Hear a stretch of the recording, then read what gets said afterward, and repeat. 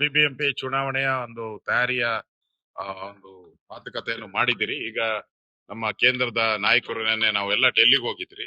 ಕೇಂದ್ರದ ನಾಯಕರು ಕೂಡ ಸಮರ್ಥವಾಗಿರುವಂತ ನಾಯಕರನ್ನ ಇಲ್ಲಿ ಕಳಿಸ್ತಾ ಇದ್ದಾರೆ, ಉಸ್ತುವಾರಿಗೆ ಕಳಿಸ್ತಾ ಇದ್ದಾರೆ.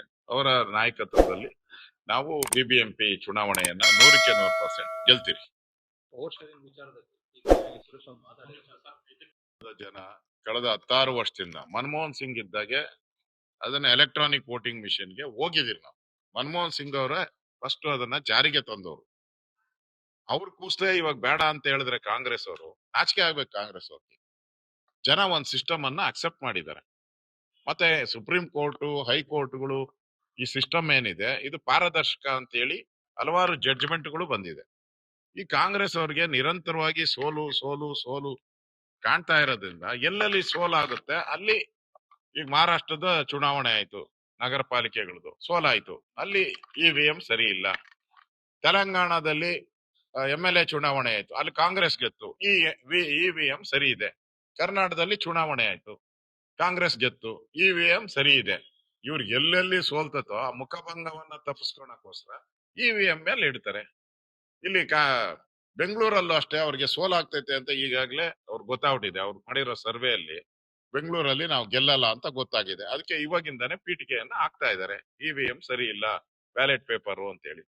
DK ಸುರೇಶ್ ಅವರು ಹೇಳಿದಾರಲ್ಲ, ಈಗಾಗಲೇ ಜನ ಅಕ್ಸೆಪ್ಟ್ ಮಾಡಿದ್ದಾರೆ ಇವಿಎಂ ಅಲ್ಲಿ, ಅದೇ ಒಳ್ಳೇದು ಅಂತ. ಕಾಂಗ್ರೆಸ್ ಪಾರ್ಟಿಯಲ್ಲೇ ಭಿನ್ನಾಭಿಪ್ರಾಯ ಇದೆ. ಅದರಿಂದ ಕಾಂಗ್ರೆಸ್ ಪಾರ್ಟಿನೇ ಒಪ್ಕೊಂಡಿರುವಂತ ಇವಿಎಂ ಅದರಲ್ಲಿ ಚುನಾವಣೆ ಮಾಡೋದು ಒಳ್ಳೇದು.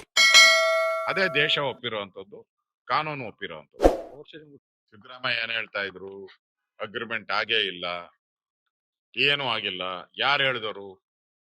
ಪ್ರೆಸ್ ಅವ್ರ ಯಾರನ್ನ ಕೇಳಿದ್ರೆ ಏನ್ ಬಿಜೆಪಿ ಏಜೆಂಟ್ ಅಂತ ಪ್ರೆಸ್ ಅವ್ರಿಗೆಲ್ಲ ಕೇಳ್ತಾ ಇದ್ರು. ಇವಾಗ DK ಸುರೇಶ್ ಹೇಳಿದ್ದಾರೆ, DK ಶಿವಕುಮಾರ್ ಅವರು ಹೇಳಿದ್ದಾರೆ, ಒಂದ್ 20 ಜನ MLAಗಳು ಹೇಳಿದ್ದಾರೆ ಅಗ್ರಿಮೆಂಟ್ ಆಗಿರೋದು ನಿಜ ಅಂತ.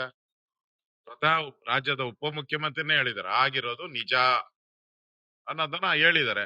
ಈಗ ಸಿದ್ದರಾಮಯ್ಯ ಅದಕ್ಕೆ ರಿಯಾಕ್ಷನ್ ಮಾಡ್ಲಿ. ಈಗ DK ಶಿವಕುಮಾರ್, DK ಸುರೇಶ್ ಹೇಳಿದ್ಕೆ ರಿಯಾಕ್ಷನ್ ಕೇಳಿ. ಐ ಆಮ್ ನೋ ರಿಯಾಕ್ಷನ್ ಅಂತಾರೆ.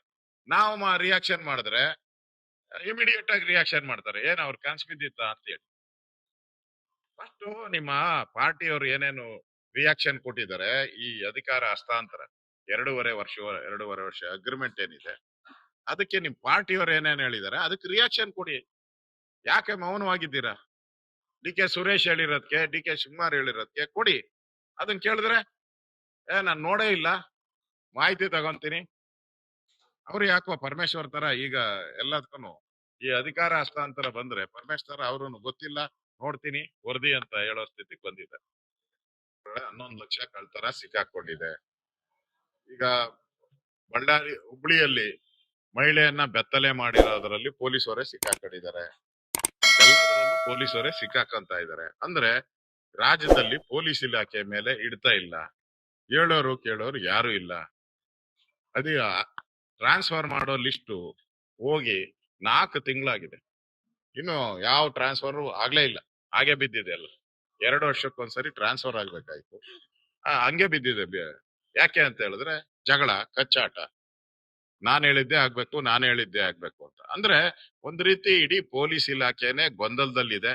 ಅದರಲ್ಲಿ ಈ ರಾಮಚಂದ್ರ ಕೇಸನ್ನು ಸೇರ್ಕೊಂಡಿದೆ ಅಷ್ಟೇ. ಒಟ್ಟಾರೆ ಕರ್ನಾಟಕದಲ್ಲಿರೋ ಪೊಲೀಸರ ಅವರ ಮಾನಸಿಕ ಸ್ಥೈರ್ಯವನ್ನ ಎಲ್ಲ ಕುಸಿದೋಗಿದೆ. ಅವ್ರಿಗೆ ಯಾರು ನಿಷ್ಠಾವಂತ ಪೊಲೀಸ್ ಅಧಿಕಾರಿಗಳಿದಾರೋ ಅವರೆಲ್ಲ ಕೈ ಕಟ್ಕೊಂಡು ಕೂತಿದ್ದಾರೆ, ಕೆಲಸ ಮಾಡದೆ ಕೈ ಕಟ್ಕೊಂಡು ಕೂತಿದ್ದಾರೆ. ಯಾರು ಅಕ್ರಮ ಮಾಡ್ತಾ ಇದಾರೋ ಅವ್ರಿಗೆಲ್ಲ ರಾಜಾರೋಷವಾಗಿ ಇನ್ನಷ್ಟು ಅಕ್ರಮ ಮಾಡಕ್ಕೆ ಸರ್ಕಾರ ಕುಮ್ಮಕ್ ಕೊಡ್ತಾ ಇದೆ. ಲೇಟೆಸ್ಟ್ ಹಾಗೂ ಇಂಟ್ರೆಸ್ಟಿಂಗ್ ಸುದ್ದಿಗಳಿಗಾಗಿ ಬಾಸ್ ಟಿವಿ ಕನ್ನಡ ಚಾನೆಲ್ನ ಸಬ್ಸ್ಕ್ರೈಬ್ ಮಾಡಿ, ಹಾಗೆಯೇ ಬೆಲ್ ಐಕಾನ್ ಪ್ರೆಸ್ ಮಾಡಿ. ಇದರ ಜೊತೆಗೆ ಫೇಸ್ಬುಕ್, ಇನ್ಸ್ಟಾಗ್ರಾಮ್, ಎಕ್ಸ್ ನಲ್ಲೂ ಮಿಸ್ ಮಾಡದೆ ಫಾಲೋ ಮಾಡಿ.